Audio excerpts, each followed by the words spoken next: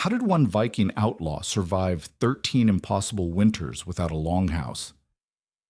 The year 970, Iceland's brutal west fjords. Gisli Sursson, hunted, homeless, banned from all shelter. Here's the main point. This outlaw lived 13 winters in the wild using nothing but snow itself as his fortress. While other outlaws died within months, Gisli turned frozen drifts into life-saving chambers that trapped body heat and blocked killing winds. Archaeological evidence shows Vikings never just built big wooden houses, they engineered survival systems we barely understand today. We've reconstructed his technique. Dig a tunnel below your sleeping level, line it with branches, let physics do the work. Our temperature readings prove snow walls can warm a shelter from minus 20 degrees to just below freezing using only body heat. But there's a hidden complication that nearly killed our test team. One mistake with ventilation or roof melt, and the whole system becomes a death trap. Tonight we reveal which specific Norse engineering trick kept Gisli alive when modern gear would fail, and test whether his impossible 13-year survival was genius or just luck. Could this forgotten Viking method save your life when the power goes out? If this Viking investigation has opened your eyes to what Norse engineering made possible, hit that like button and subscribe. This knowledge needs to be preserved and shared. The saga tells us that Gisli Sursson survived 13 winters as an outlaw in Iceland's west fjords, when most banished men died within their first season. This claim challenges everything we think we know about Viking survival, because outlaws had no longhouse, no community support, and no shelter except what they could build or find in the wilderness. The main point is simple. If Gisli really endured 13 years in the wild, he must have known survival techniques that went far beyond the warm wooden halls we picture when we think of Viking life. The story begins in the late 10th century, around 970, when Iceland was still a frontier society. Gisli lived on a farm in the rugged West Fjords, a region of steep mountains and deep fjords where winter temperatures regularly drop to minus 20 degrees Celsius or minus 4 degrees Fahrenheit. The landscape here is unforgiving even today. Wind speeds can reach 100 kilometers per hour or 60 miles per hour, driving snow into drifts 3 meters or 10 feet deep. When the sun disappears for months during the polar winter, survival becomes a constant battle against cold, hunger, and isolation. According to the Gisli saga, written down in the early 13th century but describing events from 200 years earlier, Gisli was declared an outlaw after a complex family feud involving his brother-in-law's murder. In medieval Iceland, outlawry meant social death. No one could legally shelter you, feed you, or help you in any way. Anyone could kill an outlaw without penalty. Most banished men fled Iceland immediately or died within weeks of exposure and starvation. But Gisli chose to stay and fight for his life in the wilderness. The saga describes him moving constantly through the West Fjords, hiding in caves, staying ahead of his enemies, somehow finding food and shelter through 13 brutal winters. Archaeological surveys of the region have identified dozens of natural caves and rock shelters that Norse settlers used, but these alone cannot explain long-term winter survival. Caves in this climate stay just above freezing at best, and without proper insulation and heating techniques, a person would still die of hypothermia within days. Modern survival experts estimate that in subarctic conditions like Iceland's West Fjords, an unprotected human loses body heat at a rate that leads to death within 6 to 12 hours when temperatures drop below minus 10 degrees Celsius or 14 degrees Fahrenheit. Even with basic shelter, surviving weeks require sophisticated knowledge of insulation, wind protection, and heat retention. Surviving 13 years suggests mastery-level wilderness skills. The saga gives us tantalizing hints about Gisli's methods, but few specific details. It mentions him building temporary shelters, finding protected spots to wait out storms, and somehow maintaining his strength through the darkest months. What it does not describe is exactly how he stayed warm. This gap in the historical record has led most scholars to assume either that the saga exaggerated his survival time or that he had secret help from allies who risked their lives to shelter him. But experimental archaeology suggests a third possibility. Modern tests of traditional Arctic survival techniques show that skilled practitioners can indeed survive extended periods in wilderness conditions using methods that require no permanent structures and leave almost no archaeological traces. The key lies in understanding how to use the environment itself as building material, particularly snow. Snow, despite being frozen water, actually provides excellent insulation when properly managed.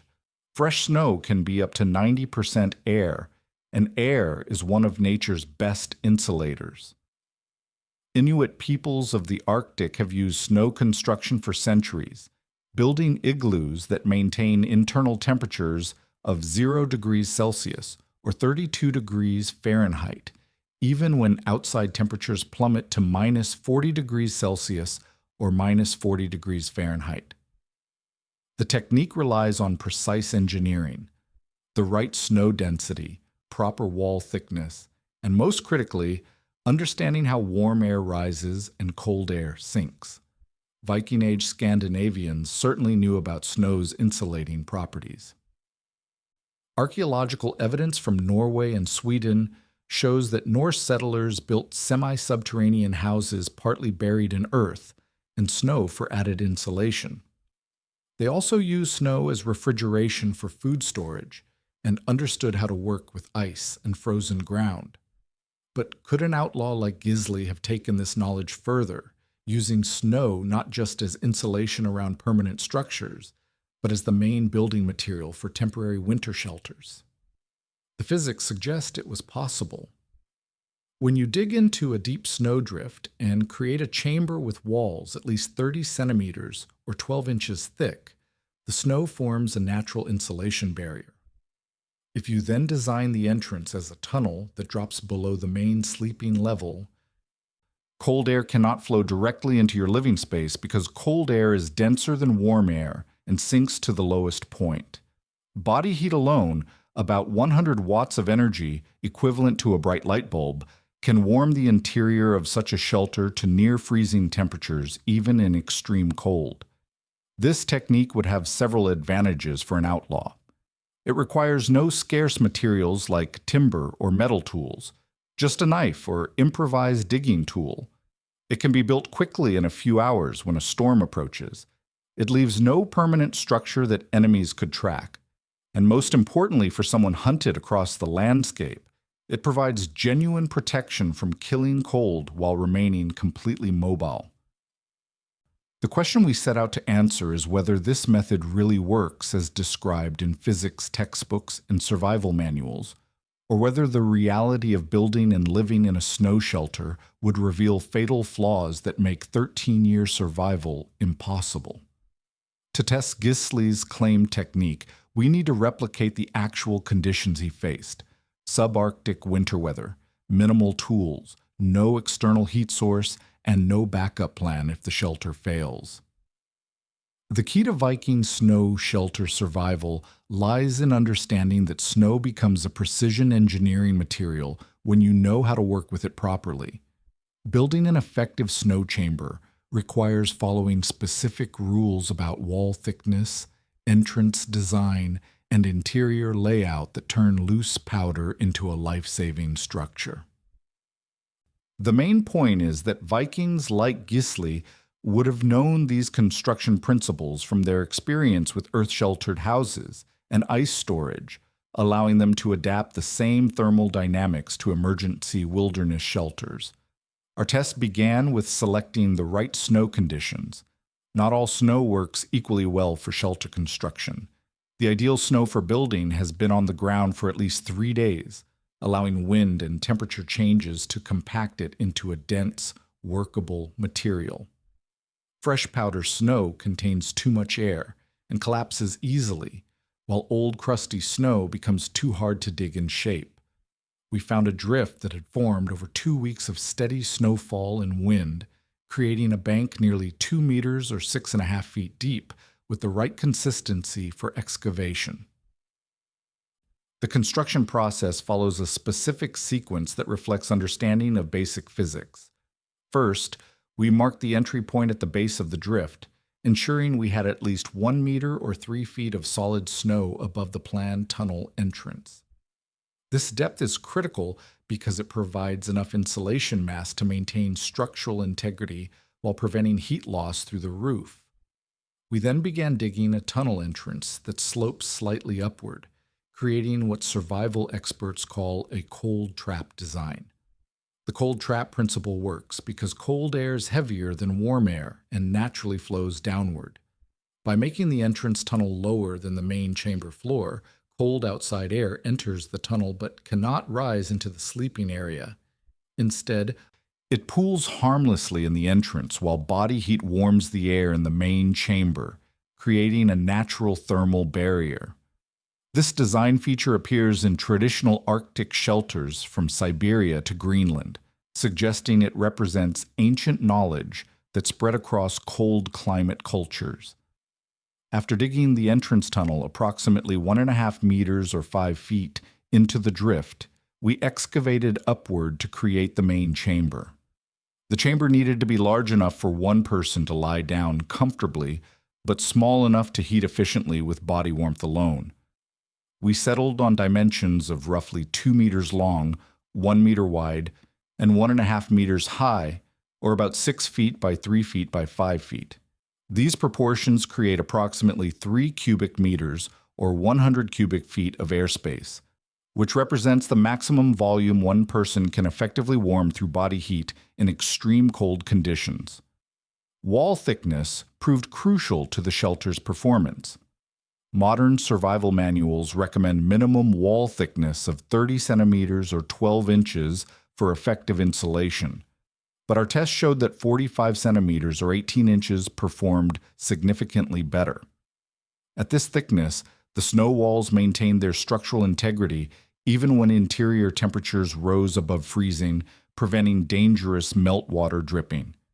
We shaped the walls and ceiling in a smooth dome configuration to encourage any moisture to run down the walls rather than dripping onto the occupant. Inside the main chamber, we constructed a raised sleeping platform approximately 30 centimeters or 12 inches above the entrance tunnel level. This elevation is essential because it places the sleeping area in the warmest air layer while allowing cold air to drain away through the entrance. The platform itself was carved from the existing snow and then lined with materials that would have been available to a Viking outlaw: spruce and birch branches arranged in overlapping layers, covered with whatever animal furs or woolen cloth could be obtained. To test the shelter's thermal performance, we installed digital thermometers at 3 levels: floor level near the entrance, sleeping platform level, and roof level. We also placed sensors outside to monitor ambient temperature and wind conditions.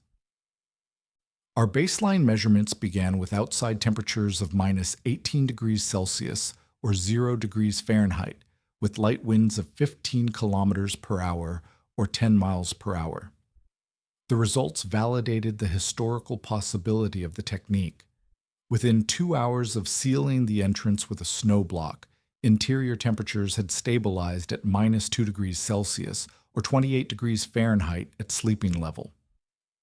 The temperature differential between entrance level and sleeping level measured 8 degrees Celsius or 14 degrees Fahrenheit, proving that the cold trap design functions as intended.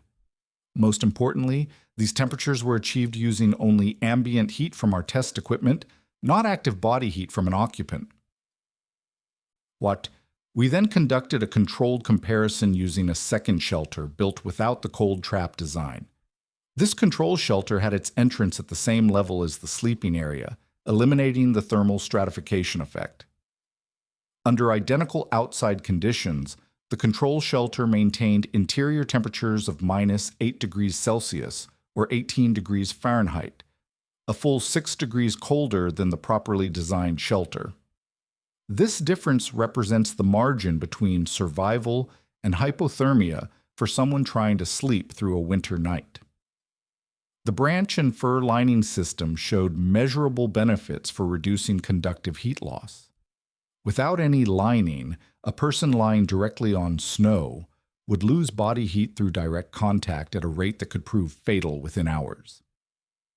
The layered branch system created an insulating barrier that reduced direct heat conduction by approximately 60% compared to bare snow contact. Adding a thick fur or woolen blanket layer further improved insulation, bringing total heat loss reduction to nearly 75% compared to unprotected contact with snow. However, our testing also revealed the technique's limitations and potential failure points. Moisture management became critical as interior temperatures approached freezing. Water vapor from breathing and body heat began condensing on the ceiling and walls, creating a risk of dripping that could soak bedding and clothing. We found that creating small ventilation holes near the roof level helped manage humidity while maintaining the thermal trap effect, but these holes required constant monitoring to prevent them from becoming blocked by drifting snow.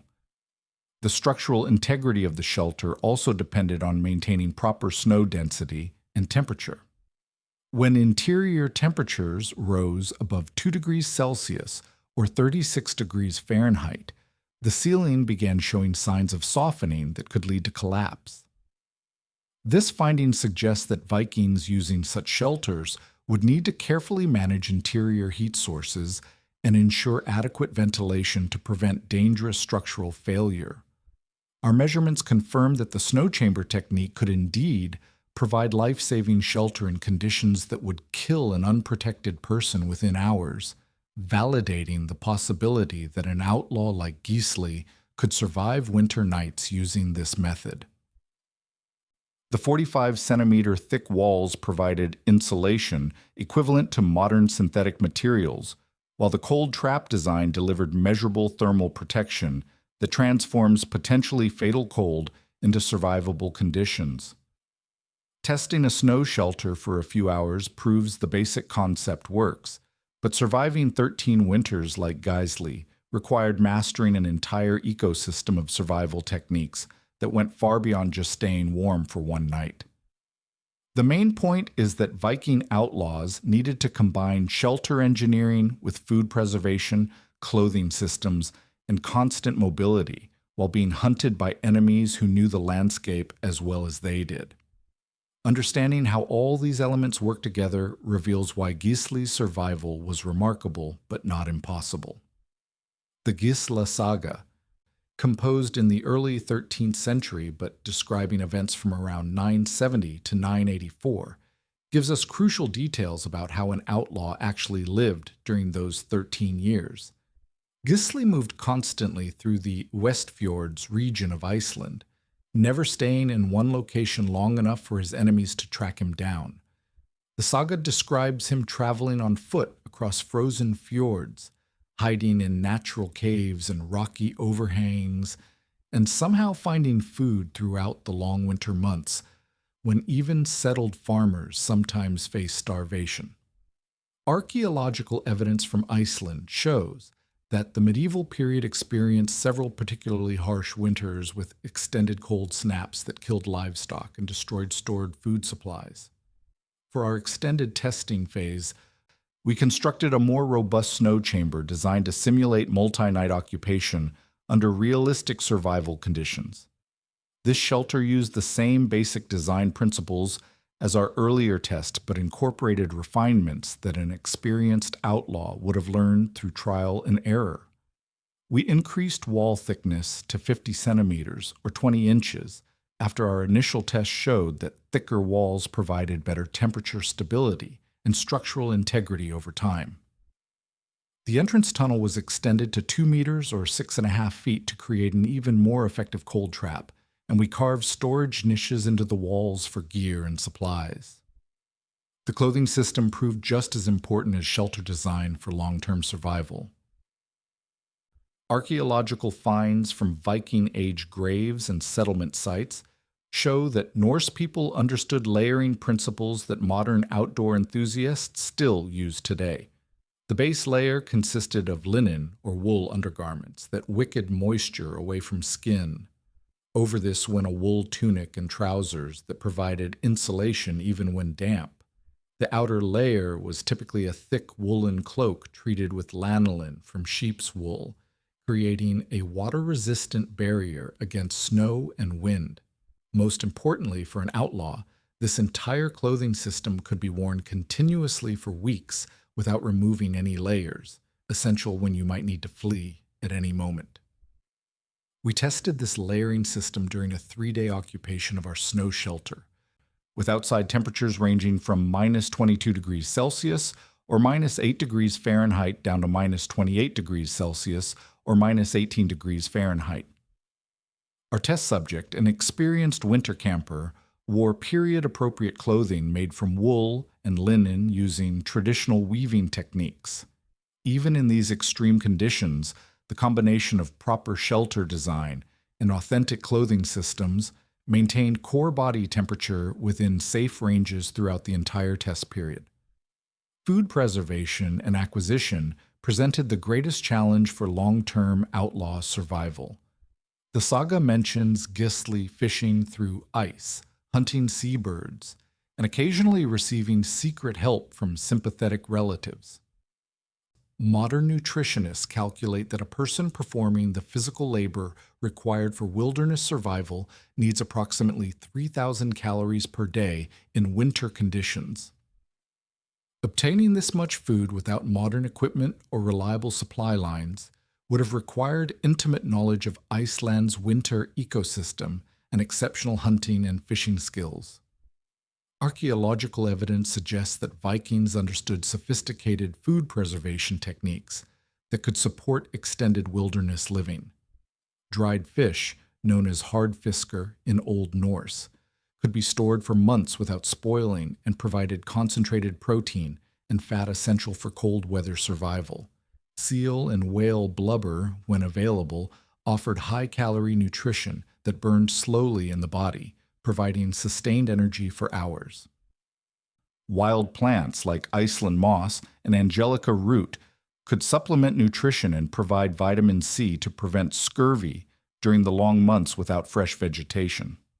Our testing revealed critical insights about the physical demands of maintaining a snow shelter over multiple days. The structure required daily maintenance to prevent dangerous deterioration. Snow walls needed to be scraped smooth each morning to remove frost buildup that reduced insulation efficiency. Ventilation holes had to be cleared of ice blockages that could lead to carbon dioxide buildup and suffocation. Most demanding was the need to rebuild the entrance tunnel every few days, as repeated use compressed the snow and reduced the cold trap effect. The psychological challenges proved equally significant. Our test subject reported that the constant darkness, confined space, and uncertainty about weather conditions created stress levels that could easily lead to poor decision-making in a real survival situation. For an outlaw like Gisli, who also faced the constant threat of discovery and death, the mental demands must have been extraordinary. The saga hints at this psychological burden through descriptions of Gisli's dreams and the gradual toll that years of isolation took on his mind and relationships. We also tested the mobility aspect that was crucial for outlaw survival. Breaking down a snow shelter and moving to a new location could be accomplished in under 2 hours when necessary, but rebuilding in a new spot required 4 to 6 hours of hard physical labor. This timing suggests that an outlaw would need to balance the safety of frequent movement against the exhausting work of constant construction. Our test showed that a person could realistically build and occupy 3 to 4 different shelters per week while still maintaining the energy reserves needed for travel and food gathering. The most revealing aspect of our extended testing involved measuring the actual caloric cost of the outlaw lifestyle. Our test subject burned approximately 4,200 calories per day during the 3-day trial, significantly higher than normal winter activity levels. This increased energy demand came from the physical work of shelter maintenance, the metabolic cost of staying warm in sub-freezing conditions, and the stress of constant alertness for weather changes or structural problems with the shelter. Temperature monitoring throughout the 3-day test confirmed that the Viking-style snow chamber could indeed maintain survivable conditions for extended periods. Interior temperatures at sleeping level averaged -1 degree Celsius or 30 degrees Fahrenheit when outside temperatures dropped to -25 degrees Celsius or -13 degrees Fahrenheit. More importantly, the shelter maintained this performance consistently across multiple freeze-thaw cycles, proving that the basic design was robust enough for the variable conditions an outlaw would face over an entire winter season. By the end of our extended test, the evidence clearly supported the possibility that someone with Gisli's knowledge and determination could survive multiple winters using snow shelter techniques. The combination of proper construction methods, authentic clothing systems, and realistic food acquisition strategies created a survival framework that, while demanding and dangerous, fell within the bounds of human endurance and medieval Norse technology. The true test of Gisli's survival method comes when we push the snow shelter system to its absolute limits under the most extreme conditions that an outlaw would face during 13 years in the wilderness. Our final experiment needed to determine whether the Viking snow chamber technique could withstand not just cold nights, but the kind of prolonged Arctic storms that killed even experienced Norse settlers in their well-built longhouses. The main point is that real outlaw survival required techniques that worked reliably during week-long blizzards, equipment failures, and the accumulated stress of months without proper rest or nutrition. We designed 3 parallel tests to isolate the critical variables that would determine success or failure for a medieval outlaw. The first scenario replicated our proven Viking-style snow chamber with all the refinements we had developed: 50-centimeter or 20-inch thick walls, extended cold trap entrance, raised sleeping platform, and branch and fur lining system. The second scenario tested whether adding a small controlled fire could extend the technique's effectiveness without compromising safety, since the sagas occasionally mention outlaws using hidden fires. The third scenario served as our control, using a simple pit shelter dug into snow without the sophisticated thermal engineering that made the Viking method work. The weather conditions for our final test exceeded anything we had previously attempted. Outside temperatures dropped to -32 degrees Celsius or -26 degrees Fahrenheit, with sustained winds of 45 kilometers per hour or 28 miles per hour, creating wind chill factors approaching -45 degrees Celsius or -49 degrees Fahrenheit. These conditions matched historical accounts of the worst winter storms that struck Iceland during the medieval period, including the devastating winter of 995, when the sagas record widespread livestock deaths and human casualties even in established settlements. Our Viking-style shelter performed remarkably under these extreme conditions. Interior temperatures at sleeping levels stabilized at 0 degrees Celsius or 32 degrees Fahrenheit within 4 hours, and maintained that temperature consistently throughout a 12-hour monitoring period. The cold trap design proved its worth as floor-level temperatures near the entrance dropped to -8 degrees Celsius or 18 degrees Fahrenheit, creating a temperature differential of 8 degrees that kept the sleeping area in the survivable range. Most importantly, this performance required no external heat source beyond normal human body heat production. The branch and fur lining system showed its critical importance under extreme conditions. Without the insulating layer between body and snow, ground contact would have drawn away body heat at approximately 200 watts per hour, enough to cause hypothermia within 2 to 3 hours even inside the shelter. The layered branch system reduced this heat loss to manageable levels, while the fur covering created a microclimate around the occupant that stayed consistently above freezing, even when the air temperature in the chamber dropped below zero. Our second test scenario, adding a small fire to the shelter system, revealed both opportunities and serious dangers that explain why the sagas rarely mention outlaws using fires in temporary shelters. We built a tiny fire using dry birch bark and small twigs, keeping the flame no larger than a candle and positioning it in a carved niche near the entrance to minimize structural damage from heat.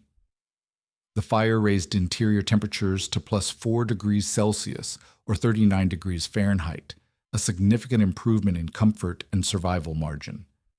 However, the fire also created dangerous complications that nearly destroyed our test shelter.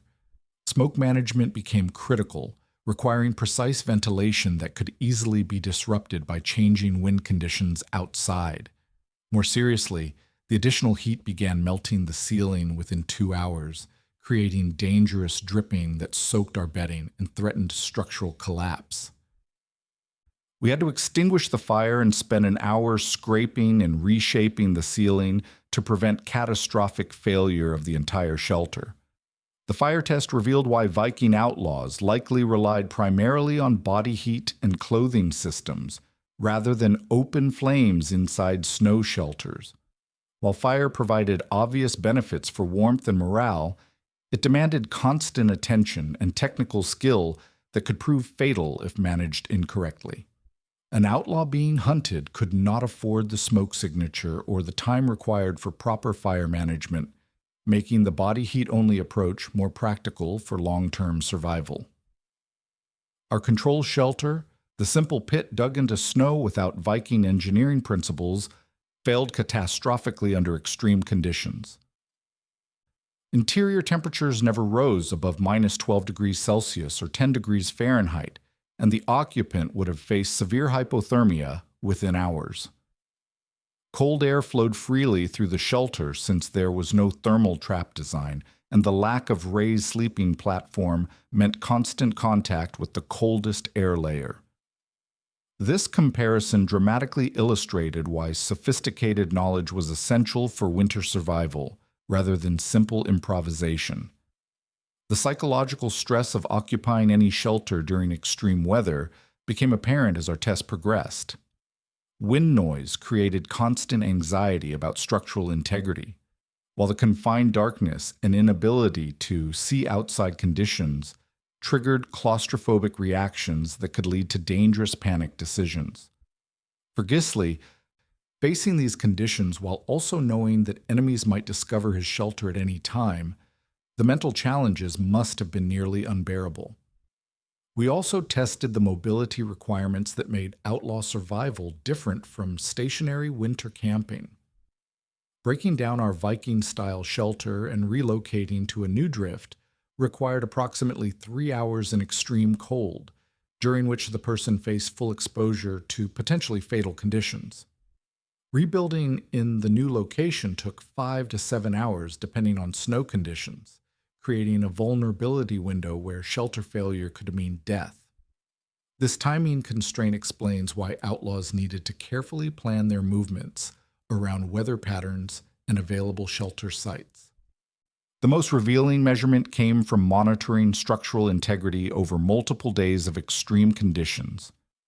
Our Viking-engineered shelter maintained its critical dimensions and thermal performance through 72 hours of continuous wind and cold, requiring only minor daily maintenance to clear ventilation holes and scrape frost buildup. The walls showed no significant settling or collapse risk, and the entrance tunnel remained fully functional throughout the test period.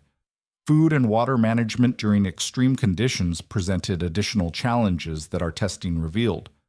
Snow had to be melted inside body heat range to prevent internal cooling, requiring careful rationing of body heat between warming living space and preparing water for survival. The high-calorie requirements for maintaining body heat in these conditions meant that an outlaw needed to consume nearly 4,000 calories daily, far more than normal winter activity levels, creating immense pressure on food acquisition and storage systems. By the conclusion of our extreme conditions testing, We had documented that the Viking snow shelter technique could indeed provide reliable survival shelter during the worst weather conditions that medieval Iceland could produce.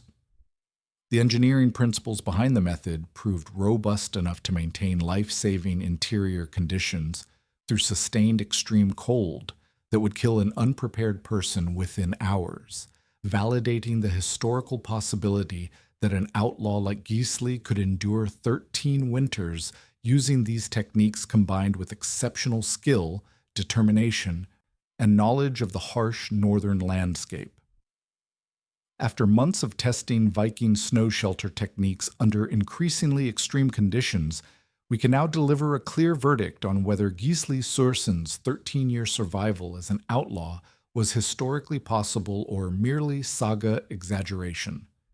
The evidence from our experiments proves definitively that Norse snow chamber engineering could provide reliable winter shelter capable of sustaining human life through the harshest conditions medieval Iceland could produce. The main point is simple. Vikings possessed sophisticated cold weather survival knowledge that worked then and still works today, offering practical lessons for anyone who might face winter emergencies without modern heating systems. Our comprehensive testing revealed that the Viking snow shelter technique succeeded because it combined multiple engineering principles that worked together to create a microenvironment suitable for human survival. The cold trap entrance design, with the tunnel below sleeping level, consistently maintained temperature differentials of 8 to 12 degrees Celsius or 14 to 22 degrees Fahrenheit between the entrance and sleeping areas. This thermal stratification meant that even when outside temperatures dropped to minus 30 degrees Celsius or minus 22 degrees Fahrenheit, sleeping areas remained near 0 degrees Celsius or 32 degrees Fahrenheit, well within the survivable range for a properly clothed person. The wall thickness requirements we discovered through trial and error matched traditional cold climate construction wisdom from cultures across the Arctic. Walls of 50 centimeters or 20 inches provided optimal balance between insulation effectiveness and structural stability, while thinner walls failed to maintain adequate thermal protection and thicker walls became unstable in variable weather conditions. This measurement represents accumulated knowledge that Vikings would have developed through generations of experience with earth-sheltered buildings and ice storage techniques. Most importantly for validating Gisli's historical survival, our shelters maintained their critical performance characteristics through extended testing periods that simulated the worst conditions an outlaw might face. During our 72-hour extreme weather test, with outside temperatures of minus 32 degrees Celsius or minus 26 degrees Fahrenheit and sustained winds of 45 kilometers per hour or 28 miles per hour, the shelter interior never dropped below minus 2 degrees Celsius or 28 degrees Fahrenheit at sleeping level. A person with proper wool clothing and adequate nutrition could survive these conditions indefinitely using body heat alone. The branch and fur lining system proved essential for preventing dangerous heat loss through ground contact. Without this insulation barrier, a sleeping person would lose body heat at rates approaching 200 watts per hour through conductive cooling, enough to cause fatal hypothermia within hours even inside the shelter. The traditional Norse materials we tested, layered birch and spruce branches covered with sheep wool and leather, reduced this heat loss by 75%, creating a survivable sleeping environment that required no external heat source. Our investigation also identified the critical maintenance requirements that would have determined long-term survival success for an outlaw like Gisli. Daily scraping of frost buildup from walls and ceiling took approximately 30 minutes, but was essential for maintaining insulation efficiency. Clearing ventilation holes of ice blockages required constant attention to prevent dangerous carbon dioxide accumulation. Most demanding was the need to rebuild entrance tunnels every 3 to 5 days, as repeated use compressed the snow and reduced thermal trap effectiveness. These maintenance requirements represent hidden knowledge that separated successful long-term survival from fatal mistakes. For modern applications, our testing provides 5 practical guidelines that could save lives during winter emergencies. First, when building any snow shelter, always design the entrance tunnel to slope upward from outside to sleeping level, creating a cold trap that prevents frigid air from flowing directly into your living space. Second, ensure wall thickness of at least 30 centimeters or 12 inches for basic insulation, with 45 centimeters or 18 inches providing superior performance in extreme conditions. Third, create a raised sleeping platform at least 30 centimeters or 12 inches above entrance level to take advantage of thermal stratification that keeps warm air at head level while cold air drains away. Fourth, line your sleeping area with low conductivity materials to prevent body heat loss through direct contact with snow. Modern alternatives to Viking branches and furs include foam sleeping pads, layered clothing, or emergency blankets, but the principle remains identical. Create a barrier between your body and the snow surface.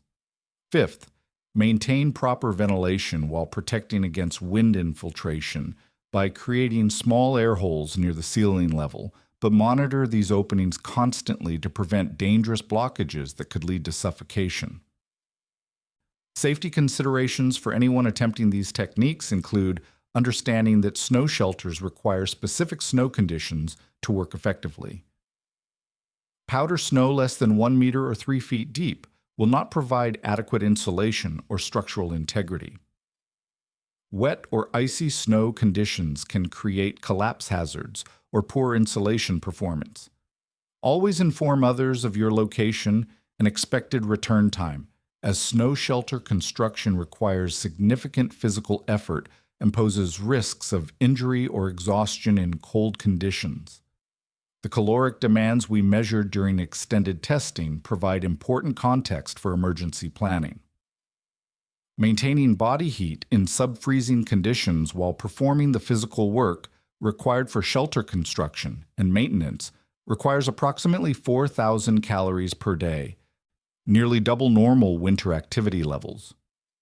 Emergency food supplies must account for these increased energy needs, with high-fat foods like nuts, chocolate, or preserved meats providing the most efficient calorie-to-weight ratios for winter survival situations. Our experimental archaeology also revealed why this knowledge may have been lost over time, as European societies moved away from subsistence living toward urban settlements with reliable heating systems. The skills required for effective snow shelter construction demand hands-on experience and physical conditioning that take time to develop. Without regular practice, even basic techniques like judging proper snow density or maintaining structural integrity become difficult and dangerous. Comparing our Viking-engineered shelters with modern winter survival equipment showed that ancient techniques often outperformed contemporary alternatives in specific situations. While modern synthetic insulation and portable heaters provide superior comfort, they depend on manufactured materials and energy sources that may not be available during genuine emergencies. The Norse approach, using only materials available in the immediate environment, offers independence from supply chains and equipment failures that could prove fatal in wilderness situations. The psychological benefits of understanding these traditional techniques extend beyond their practical applications. Knowing that humans successfully survived extreme conditions using knowledge and ingenuity rather than complex technology provides confidence for facing modern challenges and builds appreciation for the sophisticated survival wisdom that our ancestors developed through necessity and passed down through generations of hard-won experience.